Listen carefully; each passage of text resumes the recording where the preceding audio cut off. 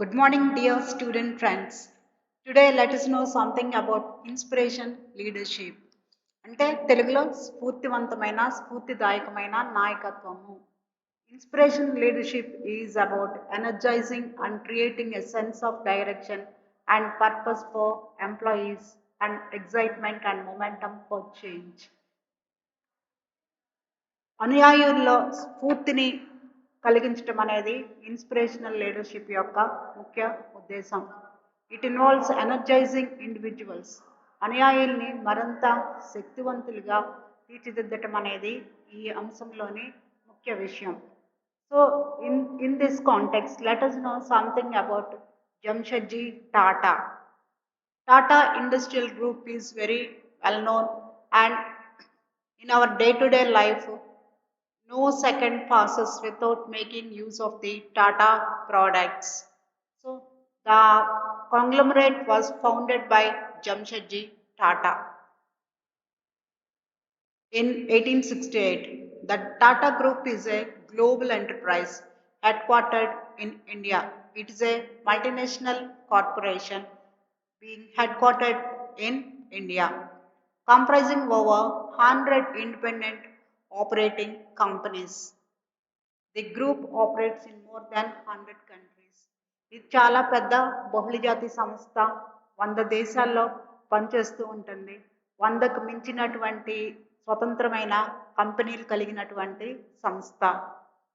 The group operates in more than 100 countries across 6 continents with a mission to improve the quality of life of the communities we serve globally through long-term stakeholder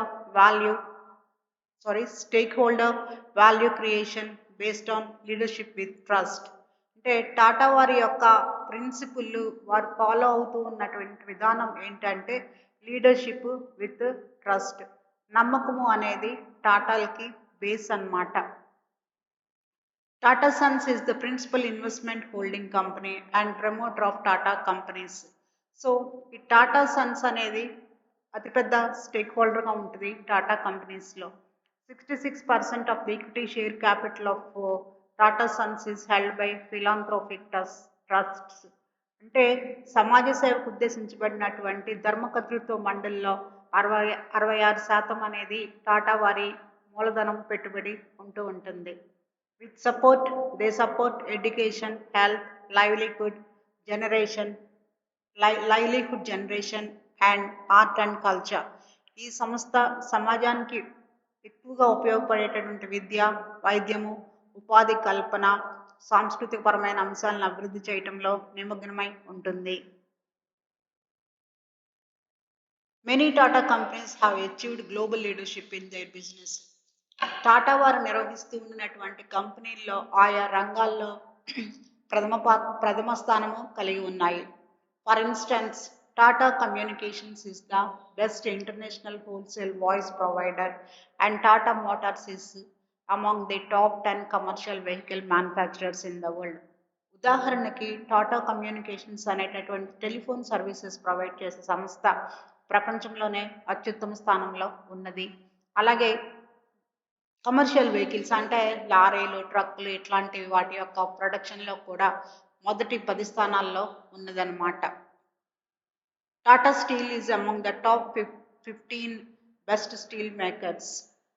ఇంకా steel ఉత్పత్తి రంగానికి వచ్చినట్లయితే ప్రపంచవ్యాప్తంగా మొదటి 15 స్థానాల్లో Tata steel company ఉంటుంది. మనందరికీ కూడా తెలుసు టీసీఎస్ గురించి ప్రత్యేకించి చెప్పనక్కర్లేదు.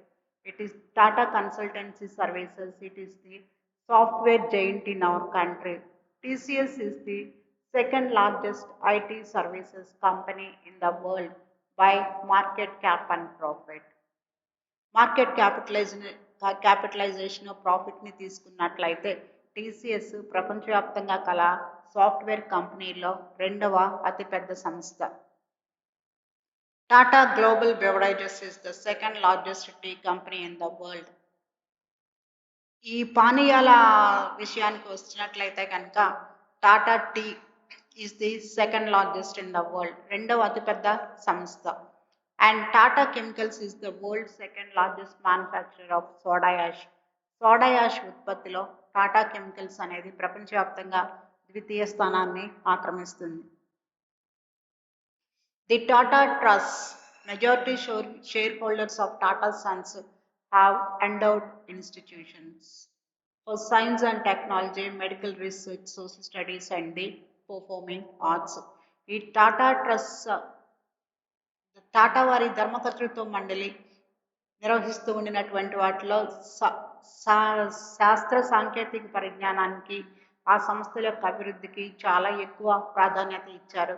మనందరికీ కూడా తెలుసు టాటా క్యాన్సర్ రీసెర్చ్ ఇన్స్టిట్యూట్ గురించి. అలాగే సోషల్ స్టడీస్ రంగంలో టిస్ అనే బొంబాయిలో ఉంటుంది Tata institute of social sciences. అది ప్రపంచవ్యాప్తంగా ప్రఖ్యాతి చెందిన సంస్థలు.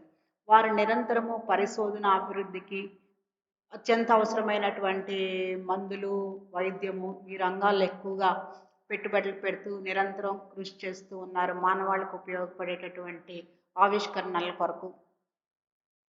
The trusts also provide aid and assistance to non-governmental organizations working in the areas of education, healthcare, and livelihoods. Non governmental organisations అంటే మనందరికీ తెలుసు అవి లాభాపేక్ష లేకుండా పనిచేసేటటువంటి స్వచ్ఛంద సేవా సంస్థలు. వారికి టాటా సన్స్ చేయూతిస్తూ ఉంటుంది నిరంతరం. Tata Sons concept is that of customer centricity, innovation and entrepreneurship. Tata వారి ప్రతి వ్యాపార కార్యకలాపంలో కస్టమర్ని దేవుడిగా భావిస్తూ ఉంటారు. కస్టమర్ యొక్క అవసరాలను పరిరక్షించడానికి నిరంతరం వారు ఇన్నోవేషన్, కొత్త ఆవిష్కరణలకి చాలా ఎంటర్ప్రెన్యూర్షిప్తో ముందుకు వెళ్తూ ఉంటారు. Trust worthiness, value driven business operations while balancing the interests of all the stakeholders. నమ్మకము అనేది టాటా వారు పెద్దపీట వేస్తారు. నమ్మకం గెయిన్ చేయడానికి రకరకాల stake holders, for example customers, company stock holders and the environment and the society at large. Diverse stakeholders including shareholders, employees and civil society. Jamshedji Nasirvanji Tata was an Indian industrialist and entrepreneur who founded the Tata Group, India's biggest conglomerate company. The success which the Tata Group enjoys today is the result of the vision and mission of a man, that is Jamshedji Tata, who not surprisingly is regarded as the father of Indian industry. Jamshedji Tata గారిని father of Indian industry అంటారన్నమాట. ఆయన చాలా దురదృష్టితో 1860లోనే ఈ వ్యాపార సామ్రాజ్యాన్ని పారిశ్రామిక సామ్రాజ్యాన్ని స్థాపించడం జరిగింది. He is blessed with an intuitive business sense and a sharp mind. He soon became a pioneering entrepreneur and founded his first venture, a trading concern in 1868. Intuitive అంటే వారి మనసులో సహజసిద్ధంగా వచ్చేటటువంటి ఆలోచన అన్నమాట. భవిష్యత్తు మీద నమ్మకము, భవిష్యత్తు ఇలా ఉంటుంది అనే ఆలోచన చేయటంతో ఆయన వ్యాపార కార్యకలాపాలని 1868లో ప్రారంభించారు. He joined his father's trading firm after graduation in 1858. The year 1858 was very prominent one in Indian industrial history. Jamshedji Tata గారు ఆయన విద్యాభ్యాసం అనంతరం 1858లో అప్పటికే వారికి ఉండినటువంటి వ్యాపారంలో అడుగుపెట్టారు. ఈ 1858 ఇయర్ అనేది మన భారతదేశ చరిత్రలో కొంచెము టర్బ్యులెంట్, సమస్యాత్మకంగా చాలా ఒడిదుడుకులకి లోనైనటువంటి సంవత్సరము. ఎందుకంటే the first war of Indian independence, or what we call as Sepoy Mutiny, did take place in 1857.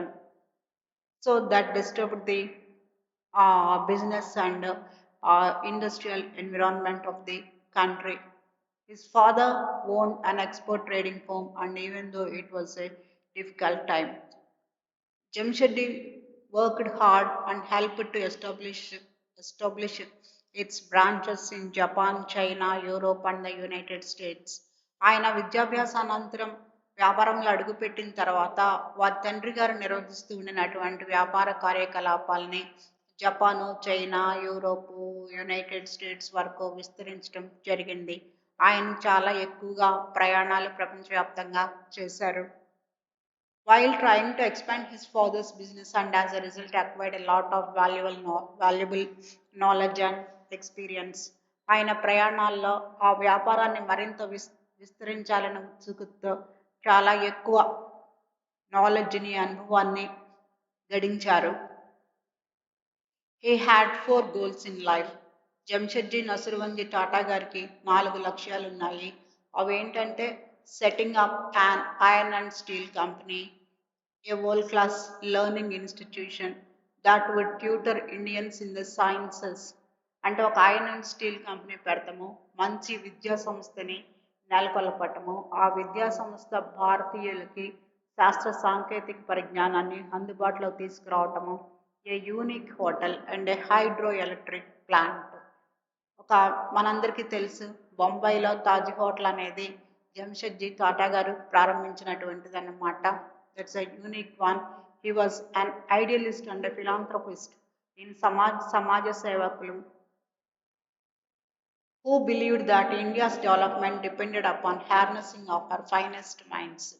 అంటే ఆయన యొక్క నమ్మకం ఏంటంటే మానవ వనరుల్ని వినియోగించుకుని భారతదేశం అభివృద్ధికి దోహదపడాలి, భారతదేశంని అభివృద్ధి పదంలో తీసుకువెళ్ళాలి అనేది ఆయన యొక్క ముఖ్యమైన ఉద్దేశం.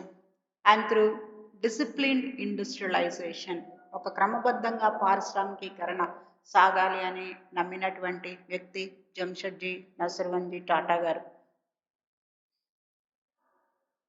One of his visions was realized in the form of the Taj Mahal Hotel in Bombay, inaugurated in December 1903. ఆయన యొక్క లక్ష్యాల్లో ఒకటైనటువంటి హోటల్ నిర్వహణ అనేది సాకారమైంది. అది డిసెంబర్ 1903లో ప్రారంభించబడింది. At that time of its inauguration, it was the only hotel in India to have electricity.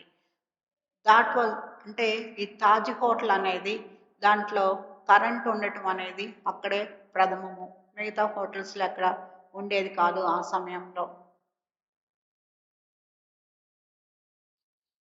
Personal life and legacy. At a time when the prevailing practice among the wealthy was to give alms to the poor or sponsor religious activities, his thoughts focused on how to make India a developed nation.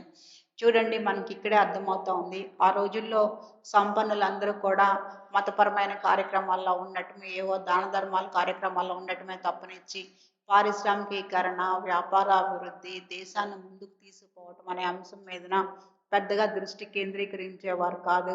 కానీ ఆ పరిస్థితులకి భిన్నంగా జంషెడ్జీ నసరువంజీ టాటా గారు భారతదేశ అభివృద్ధికి పారిశ్రామికీకరణ చాలా ముఖ్యమని భావించారన్నమాట.